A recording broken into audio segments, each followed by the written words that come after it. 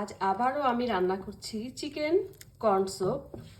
আমি এই যে দেখতে পাচ্ছেন এখনো কিন্তু এটা মানে কমপ্লিট হয় নাই। আর আমি প্রথম থেকে আপনাদের দেখাতে পারছিলাম না, সরি। কিন্তু বাট এভাবে আমি যেভাবে বলবো সেভাবে যদি আপনারা করেন এটা অনেক মজার হবে আর টেস্টি হবে।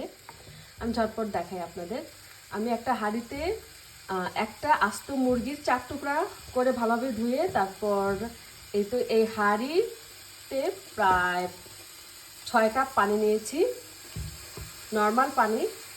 তারপর এই যে 4 পিস মুরগির মানে চিকেনের 4 পিস আমি দিয়ে দিয়েছি পানির মধ্যে।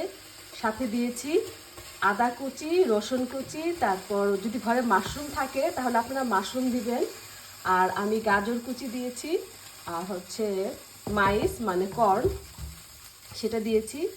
আর একটু মানে সামান্য তেল দিয়েছি আর লবণ দিয়েছি, বেশি না, লবণও দিয়েছি প্রায় পরিমাণ মতো, মানে যতটা কম দিতে পারেন। কারণ পরবর্তীতে না দেখা যায় কি যে যখন আমরা সয়া সসটা ইউজ করি তখন লবণাক্তটা বেশি হয়ে যেতে পারে, সেই জন্য লবণটা কম দেওয়া ভালো।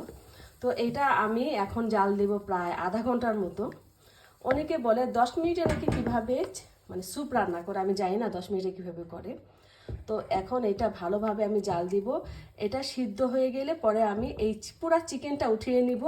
বাট এটা কিন্তু আমি ফেলবো না, এই পুরা যে মানে যে স্যুপের যে পানিটা এটা কিন্তু ফেলবো না। এটার উপরেই আমি পরে বাকি যা যা মশলা লাগে বা ইনগ্রিডিয়েন্টস লাগে সেগুলো আমি দিব।